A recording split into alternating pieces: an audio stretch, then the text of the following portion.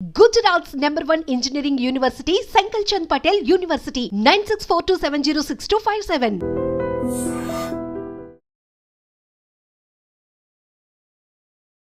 Hi hello నమస్తే welcome back to iDream media. ఈ రోజు మనతో ఉన్నారు విశ్వేశ్వర రెడ్డి గారు. ముఖ్యంగా యుఎస్ లో జరుగుతున్న ర్యాలీ అండ్ అలాగే అక్కడ జరుగుతున్న సంక్షోభాలు అండ్ ముఖ్యంగా ఇండియన్స్ ఫేస్ చేస్తున్నారు, ఇమిగ్రెంట్స్ ఫేస్ చేస్తున్నారు. 50501 ర్యాలీ అని వినిపిస్తూ ఉన్నాయి వార్తలన్నీ కూడా. సో అక్కడ అప్డేట్స్ అన్ని కూడా అడిగి తెలుసుకుందాం. హాయ్, నమస్కారం సార్. నమస్కారం. అసలు ఏం జరుగుతుంది అక్కడ? 50501 అని చెప్పేసి ఒక ట్రెండ్ అవుతుంది, ఒక సంచలనంగా. సో అక్కడ జరుగుతున్న అప్డేట్ కాస్త మాకు వివరిస్తారా? బేసికలీ 50501 అంటే ఏంటంటే 50 states, 50 rallies and 1 movement on same day. అంటే యూజువల్ గా అంటే ఇప్పుడు భారత్ బంద్ టైపు ఉంటది కదా, అన్ని రాష్ట్రాలు సేమ్ డే బంద్ చేద్దాం అనే type. It's similar to that. All the 29 states on the same day protest in similar lines. ఇది కూడా 50 స్టేట్స్, 50 ర్యాలీస్. అంటే వాళ్ళ స్టేట్ లో ర్యాలీ. ఇప్పుడు క్యాపిటల్ ఉంటుంది కదా, ప్రతి స్టేట్ లో ఒక క్యాపిటల్. సో అక్కడికి ర్యాలీ చేయడం. తర్వాత 1 మూమెంట్ అంటే ఒక కాజ్ కోసం, సేమ్ కాజ్ ఏదైతే ఉందో. తర్వాత ఈ ఆన్ సేమ్ డే, ఒకటి సేమ్ డే రోజు చేయాలనేది ఇది movement. But it's historical movement. It's not that it's new for. But whatever the movement it is, bottom line America has a democratic country. It has democratic values. So America allows people to protest, especially. అంటే ఇలాంటి విషయాలకి Trump లొంగుతాడంటారా? అంటే see in democracy process లో you have right to protest. సరే, దాని outcome ఎలా ఉంటుందో పక్కకు పెడితే you have a right to protest. So the momentum comes, if the momentum comes then they act. ఆ మూమెంటం లేకపోతే దే నోబడి విల్ యాక్ట్ కదా, అంతే కదా. సో చెప్పండి. Yeah, go head, ask. అంటే ఈ ఈవెంట్ లో ముఖ్యంగా ఏ విషయాలను తెలియజేద్దాం అనుకుంటున్నారు? గవర్నమెంట్ కి ఉండొచ్చు, లేదంటే వరల్డ్ మొత్తానికి ఎలాంటి విషయాల్ని అక్కడ వాళ్ళు తెలియజేద్దాం అనుకుంటున్నారు ఈ ర్యాలీ విషయంలో? అలా ఫ్యూ ఐటమ్స్ ఉన్నాయి, ఒకటనే కాదు. వాళ్ళు రకరకాల ఐటమ్స్ తీసుకొని చేస్తారు. ఇక ర్యాలీ చేసేటప్పుడు కానీ, ప్రొటెస్ట్ చేసేటప్పుడు కానీ కాజెస్ వేరే ఉంటాయి. బట్ ఒకటి బేసికల్గా ఏంటంటే, ఇప్పుడు ఎంప్లాయ్మెంట్ ఇష్యూ కూడా అవుతుంది కదా. Federal employment, correction of employments ఇవన్నీ జరుగుతున్నాయి. తర్వాత ఈ కొన్ని కంట్రీస్ నుంచి బ్యాన్ చేసి, తర్వాత ఈ డిపోర్టేషన్ ఉన్నాయి కదా, వాటి సైడ్ కూడా. అంటే ఇందులో ఇంపాక్ట్ ఎలా ఉంటుందంటే, ఏ కంట్రీస్ ఇన్వాల్వ్ అవుతుంది, ఏ కంట్రీస్ ఎంగేజ్ అవుతుంది దాన్ని బట్టి, వాళ్ళ కంట్రీస్ నీడ్స్ని బట్టి. ఇండియన్స్ అయితే ఇప్పటివరకు అయితే రోడ్ల మీదకి రాలేదు. అంటే టిపికల్గా ఇంపాక్ట్, ఇండియన్ ఇంపాక్ట్ ఉంది కదా, ఎస్పెషల్లీ F1 స్టూడెంట్స్ కానీ, H1B కానివ్వండి, ఈ డిపోర్టేషన్స్ కానీ, వీటి మీదనైతే ఇంకా మనం ప్రొటెస్ట్ ఏం చేయట్లేదు. మనం ఏం చేస్తున్నాం అంటే లీగల్ సైడ్, లీగల్ బ్యాటిల్కి వెళ్తున్నాం. Instead of protest we are going to legal battles. So legal battles ఏంటంటే టిపికల్గా కోర్ట్ ఆఫ్ లాలో, అంటే using court to guide to the president. కొన్ని decisions court can stop the decisions, executive orders కానీ వాటి మీద కానీ court can take a decision అనే ఉద్దేశంతో మనం we are litigating in the court. అంటే whatever his decision, executive order, మనం ఏం చేస్తున్నాం అంటే దాన్ని అప్లై కాకుండానో లేకపోతే ఇంకేదో లైన్లో కానీ we're going to court of law. So అక్కడ మనం లిటిగేట్ చేస్తున్నాము. అది దట్ ఈస్ ద ప్రొసీజర్. మనం we're not on the road right now. అంటే రోడ్ల మీదకి వెళ్ళి ప్రొటెస్ట్ చేయడం కానీ, ర్యాలీలు చేయడం కానీ ఇప్పటి వరకు జరగట్లేదు. సో డిఫరెంట్ ఇష్యూస్ మీద వేరియస్ కంట్రీస్, వేరే అదర్ కంట్రీస్ ఇన్ఫ్లుయెన్స్ ఉన్న వాళ్ళు యూజువల్గా ఏం చేస్తారంటే, ఇప్పుడు రిపబ్లికన్ గవర్నమెంట్ ఉంది కదా, డెమోక్రటిక్ పీపుల్ ఎక్కువ చేస్తుంటారు. What I'm talking right. Opposition parties policies పైన, ఐడియాలజీ పైన, ఇష్యూస్ పైన వాళ్ళు ప్రొటెస్ట్ చేస్తుంటారు. అంటే they go around the capital hills. Each state has its own capital. అక్కడ వెళ్ళి ప్రొటెస్ట్ చేస్తుంటారు. బట్ వేరాజ్ ఇండియన్ స్పెసిఫిక్ ఇక్కడైతే మనం చూజ్ చేసుకున్న ప్యాత్లు ఏంటంటే, ఒకటి reinstatement on the F1 path, and second వచ్చేసి litigating that through court system. So and still they are continuously doing all this. అంటే ఏదైతే ఇప్పుడు డిపోర్టేషన్ జరుగుతుందో అది కంటిన్యూస్ గా జరుగుతుంది. ఏదైతే F1 వీసాలు అడ్మినిస్ట్రేషన్ గా కానీ, లేకపోతే సర్వీస్ సిస్టమ్ లో కానీ టర్మినేట్ అయింది కానీ, వీసా అంటే administration wise what is US visa system లో తీసేస్తున్నారు కదా, వీసా క్యాన్సిల్ చేస్తున్నారు, సర్వీస్ టర్మినేట్ చేస్తున్నారు, డిపోర్టేషన్ ప్రొసీడింగ్స్ అడుగుతున్నారు. ఈ మధ్య డాలస్ టెక్సస్ లో కూడా they started sending the people back to India.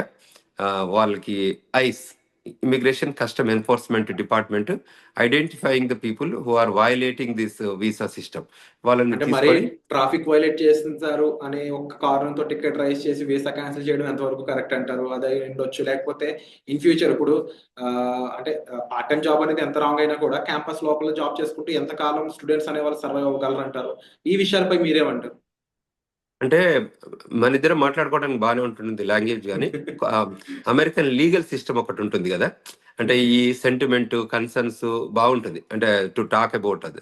But మనం ఎప్పుడైతే F1 వీసాకి వెళ్తామో F1 వీసాకి వెళ్ళేటప్పుడు కొన్ని నామ్స్కు మనం అగ్రి అవుతాం అన్నట్టు వీసా ఇచ్చే కంటే ముందు. అంటే గవర్నమెంట్ కూడా స్మార్ట్ ఎనఫ్ కదా టు టేక్ జడ్జిమెంట్స్.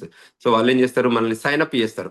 ఈ లాస్ ఒప్పుకుంటేనే నీకు వీసా ఇస్తాము, ఈ లాస్ కు నువ్వు అబాయిడ్ అయితేనే నేను వీసా కంటిన్యూ చేస్తాము, ఈ XYZ లాస్ కి మీరు ఓకే అంటేనే నీకు ఎక్స్టెన్షన్ ఆఫ్ స్టే ఇస్తాము. అంటే వాళ్ళకి ఎందుకంటే ఒక 100, they don't look at India as one country, they look at 150 countries as a whole, అంతే కదా. ఒక వీసా ప్రోగ్రామ్ పెట్టేటప్పుడు దిస్ ఇస్ ఫర్ ఇండియన్స్ అని పెట్టరు. అమెరికా ఇమిగ్రేషన్ లాలో ప్రతి law applies to all the people who are coming in to the united states కదా Virat. So the typically the process, the procedure, the rules, the regulations will define, design, execute only for programme. ఆ ప్రోగ్రామ్లో ఏదైతే ఉందో దానికి చేస్తారో అది every country has to follow. In context to that ఇప్పుడు మనం ఆన్ క్యాంపస్ జాబ్ ఒకటే చేయాలి, మిగతా రెస్ట్ ఆఫ్ ద టైం మనం చదువుకోవాలి. తర్వాత మనం ఓపీటీ ఇస్తున్నాం, ఆ ఓపీటీకి స్టెమ్ ఓపీటీ ఇస్తున్నాం, అంటే 12 months ఇస్తున్నాం. ఈ during that time you can work, we're not stopping in that time. But only during the 2 years of master study తప్పకుండా మీరు చదువుకోండి. ఒకవేళ యూనివర్సిటీ అప్రూవ్ చేస్తే ఆథరైజ్డ్ వర్క్ ఉంటే మీరు క్యాంపస్లో జాబ్ చేయొచ్చు. మీరు ఏదైతే ఈ గ్యాస్ స్టేషన్లు, లిక్కర్ స్టోర్లు, గ్రోసరీ స్టోర్స్, ఇంకేదైనా what you name it outside of the university work చేస్తే is a violation of immigration nationality act అని క్లియర్గా చెప్పాం. డెఫినెట్లీ అందరూ యాక్సెప్ట్ చేయాల్సిన రూల్ ఇది. 100% ఐ అగ్రి. అయితే ఇక H1s విషయంలో మాత్రం ఇది కాస్త కఠినంగా అనిపించడం లేదా? టికెట్స్ రైజ్ చేసి వాళ్ళని వీసా క్యాన్సిల్ చేయడం అయి ఉండొచ్చు. అండ్ ముఖ్యంగా ఇప్పుడు ట్రాఫిక్ వైలేషన్ అయి ఉండొచ్చు, అంటే మానవ తప్పిదాలు జరిగితే దానికి ఫైన్ అయి ఉండొచ్చు, దాని తగ్గ యూనో రెజంప్షన్ వాళ్ళు చేసుకుంటారు. బట్ డైరెక్ట్ వీసా క్యాన్సిలేషన్ అనేది అమెరికా మీద హోప్స్ చంపేస్తున్నాయి అనేది కొంతమంది స్టేట్మెంట్స్. మీరేమంటారు? అవును, కరెక్టే. అయితే టిపికల్ ఏంటంటే ఒక ప్రొసీజర్ వెళ్ళాలి. ఇప్పటి వరకు ఏంటంటే జనవరి కంటే ముందు ఓన్లీ వీసా క్యాన్సిల్ చేసేవాళ్ళు, వాళ్ళు I-94 స్టేటస్ మెయింటైన్ చేసేవాళ్ళు కాబట్టి కంట్రీలో ఉండేవాళ్ళు. సో అప్పుడు ఇబ్బంది ఏం లేదు, వాళ్ళకి ఎక్స్టెన్షన్ ఆఫ్ స్టే H1 రూపకంగా కానీ ఏదో రకంగా వచ్చేవాళ్ళు. వాళ్ళ కంట్రీ బయటికి వెళ్తే కానీ మళ్ళీ లోపలికి వచ్చేటప్పుడు మళ్ళీ వీసా స్టాంపింగ్ చేసుకొని వచ్చేది. కానీ మళ్ళీ కొత్త ఎగ్జిక్యూటివ్ ఆర్డర్ వచ్చింది కదా అమెరికాలో. సో కొత్త ఎగ్జిక్యూటివ్ ఆర్డర్లు ఏం చెప్తున్నారంటే ఏవైతే వయలేషన్ చేస్తున్నారో వాళ్ళని మనం డిపోర్టేషన్ చేయండి. సో డిపోర్టేషన్ చేయాలంటే ముందు వీసా టెర్మినేట్ చేయాలి, అంటే సెవిస్లో ఉన్న స్టేటస్ను టెర్మినేట్ చేయండి. So that they are status లేకుండా చేస్తే ఏమవుతుందంటే వాళ్ళు they have to go back. If they leave అంటే సెల్ఫ్ డిపోర్ట్ అయితే పర్లేదు. If they cannot do a self deport then ICE immigration custom enforcement department ఏం చేస్తుంది, వాళ్ళని ఐడెంటిఫై చేస్తుంది, ఎక్కడెక్కడ ఉన్నారో ఐడెంటిఫై చేసి వాళ్ళని తీసుకెళ్ళి within the self deportation టైంలో ఉండేది ఉంటే పర్లేదు, లేకపోతే ఏం చేస్తారంటే they surrender to the jail. So then jail will they assign to one of the judge టైంలో అసైన్ చేసి ఆ జడ్జి ఎప్పుడైతే పంపించగలుగుతారో అప్పుడే పంపగలుగుతారు, అంతకంటే ముందు పంపడానికి ఆస్కారం ఉంటుంది. ఒకసారి వాళ్ళు జైలుకి పోతే అది ఎన్ని రోజులైనా పట్టవచ్చు, అది 10 రోజులు పట్టవచ్చు, 20 రోజులు పట్టవచ్చు, 50 రోజులు కూడా పట్టవచ్చు. ఎందుకంటే సమ్ ఆఫ్ ద కేసెస్ మేము చూసింది అయితే ఒకటి 66 రోజులు ఉన్నారు జైల్లో అబ్బాయి. 66 రోజుల తర్వాత మళ్ళీ 66 days తర్వాత డిపోర్ట్ చేశారు. ఓకే. ఎందుకంటే అవైలబుల్ లేరు. ఆ జడ్జి అక్కడ ఏదైతే లొకేషన్స్ లో వాళ్ళ అవైలబిలిటీ కూడా మ్యాటర్ అన్నట్టు. వాళ్ళకి ఇంకోటి కేసెస్ ఇవాళ అరెస్ట్ చేసి తీసుకురావడం ద్వారా రేపు పొద్దున్న పంపమని వాళ్ళ దగ్గర ఉండదు. వాళ్ళకి ఏంటంటే వాళ్ళు సీక్వెన్స్ లో వెళ్తారు అన్నట్టు, కేసెస్ లైన్ అప్ అయి ఉంటాయి కదా. సో ఆ కేసెస్ చూస్తూ వెళ్ళేటప్పటికి ఆయనకి రకరకాల ఇష్యూస్ తోనే event after 66th day deported. Bottom line it's deportation, but అబ్బాయి 66 రోజులు జైల్లో ఉండాల్సి వచ్చింది. సో అంచేత ఇటువంటి సిచ్యువేషన్స్ ఎరేజ్ కాకుండా ఎప్పుడైతే స్టేటస్ టెర్మినేట్ అవుతుందో అంటే వాళ్ళ వీసా స్టేటస్ బెటర్ ఏంటంటే డిపార్ట్ కావడం బెటర్ ఎర్లీగా. ఒకవేళ డిలే అవుతే వాళ్ళకే ఇబ్బంది. సో వీ రిక్వెస్టింగ్ ఈదర్ రీఇన్స్టేట్మెంట్కి వెళ్ళండి, రీఇన్స్టేట్మెంట్ రాలేకపోతే అటువంటి పక్షంలో అంటే కొన్ని కేసెస్కు రీఇన్స్టేట్మెంట్ ఆపర్చునిటీస్ ఉన్నాయి, కొన్ని కేసెస్ సీవియర్ పెనాల్టీస్ ఉన్నాయి, దానికి రీఇన్స్టేట్మెంట్ ఇష్యూస్ ఉంటాయి. కాబట్టి ఒకవేళ రీఇన్స్టేట్మెంట్ ఆపర్చునిటీ ఉంటే తప్పకుండా చేసుకోండి. ఒకవేళ రీఇన్స్టేట్మెంట్ ఆపర్చునిటీ లేకపోతే లిటిగేట్ చేయండి, అంటే త్రూ కోర్ట్ సిస్టంలో. అది కూడా జరగలేని పక్షంలో బెటర్ ఆపర్చునిటీ ఏంటంటే వెనకకు వెళ్ళిపోయి మళ్ళీ వీసా తీసుకొని రావడానికి ప్రయత్నం చేయండి. అంతేగాని కంట్రీలో ఉండి please don't accumulate illegal status, unlawful status. So అందుకోసమే అబాయిడ్ అయి ఉంటే వాళ్ళు కూడా రికగ్నైజ్ చేస్తారు. నువ్వు ఎప్పుడైతే మనం డిపోర్ట్ చేయమన్నామో ఇమీడియట్గా వెళ్ళిపోయారు కాబట్టి మళ్ళీ మనం వెల్కమ్ చెప్పొచ్చు, మళ్ళీ వీసా ఇవ్వచ్చు అనే ఒక ఐడియాలజీ ఉంటుంది. లేదు వీసా పొమ్మన్న తర్వాత ఒక 6 నెలల తర్వాత వెళ్తే దే డోంట్ వెల్కమ్ ఇట్, ఎందుకంటే వాళ్ళకి తెలుసు వాళ్ళు ట్రాక్ చేయగలుగుతారు. సో అంచేత అందరు కూడా ప్లీజ్ ఫాలో ద రూల్స్ ఏదైతే అసైన్ ఉందో. ఒకవేళ వాళ్ళకి కన్సర్న్ ఈమెయిల్స్ వస్తే ప్లీజ్ అప్రోచ్ అనే popular immigration attorneys. So immigration attorneys can guide you best. So please reach out to any attorney who can help you in this process, either reinstatement or litigation కూడా through American Immigration Lawyers Association ఉంటుంది. అందులో చాలా మంది lawyers ఉంటారు. So అందులో any member American immigration lawyer association approach అయితే that would be a great asset. Visweswara Reddy garu, ముఖ్యంగా చూసుకున్నట్లయితే అకాడమిక్ క్లోజర్స్ వస్తున్నాయి ఇక్కడ ఇండియాలో. సో నెక్స్ట్ అమెరికాకి సంబంధించి అక్కడ చదువుకోవాలనే ఆసక్తితో ఉన్న స్టూడెంట్స్ వాళ్ళ పరిస్థితి ఏంటి, వాళ్ళకి ఏం చెప్తారు మీరు? తప్పకుండా వాళ్ళు రావాలి.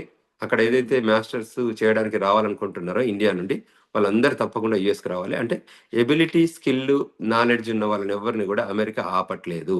అమెరికా ఆపుతుంది, అమెరికా వెనుకకు పంపిస్తుంది ఓన్లీ వయలేటర్స్ని. సో దిస్ అండర్లైన్ ఫ్యాక్టర్ని అండర్స్టాండ్ చేసుకోవాలి అందరూ. అమెరికా ఇక్కడ ఉండి చదువుకున్న వాళ్ళను, స్కిల్ ఉన్న వాళ్ళందరినీ డిపోర్ట్ చేయట్లేదు. ఎక్కడైతే వాళ్ళు ఐడెంటిఫై చేస్తారో వయలేషన్స్ ఉన్నాయో వాళ్ళని మాత్రమే పంపుతుంది ఇండియాకి. సో అంచేత ఎవరైతే అబ్రాడ్లో అంటే వాళ్ళు ఏదైతే మంచి హైయర్ స్టడీస్కి రావాలని అనుకుంటున్నారో అమెరికాకి తప్పకుండా రండి. వాళ్ళకి ఇప్పుడు మళ్ళీ ఆగస్టులో మళ్ళీ వస్తారు, అంటే ఎవ్రీ ఇయర్ ప్రోగ్రామ్ ఉంటుంది కాబట్టి. సో తప్పకుండా వాళ్ళందరూ they all please welcome. America universities అన్ని వెల్కమ్ చెప్తున్నాయి స్టూడెంట్స్కి. సో మీరు రండి. కాకపోతే 2 years ప్రోగ్రాంలో ఆ 2 years స్టడీ టైంలో మాత్రం మీరు ఇమిగ్రేషన్ నేషనాలిటీ యాక్ట్ రూల్స్ ఏది ఉన్నాయో దాన్ని మాత్రం అబాయిడ్ అయి ఉండండి. If you avoid those rules you are the best. మీకు ఏం ఇబ్బందులు ఉండవు. సో దాని లైన్లోనే మీరు ఉంటే బాగుంటుంది అనేది మా విజ్ఞప్తి.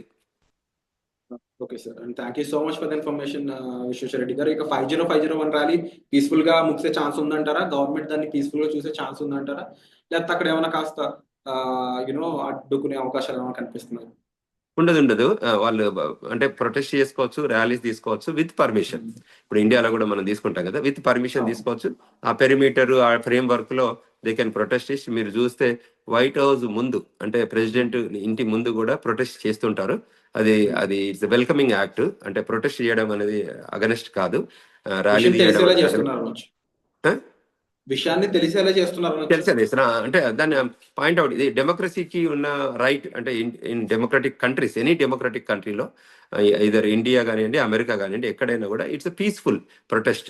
ఏది చేసినా కూడా with framework of that permission. Policing, law enforcement ఉంటుంది, లా అండ్ ఆర్డర్లో ఆ స్పేస్లో పర్మిషన్ తీసుకొని వాళ్ళు they can protest, they can raise the voice.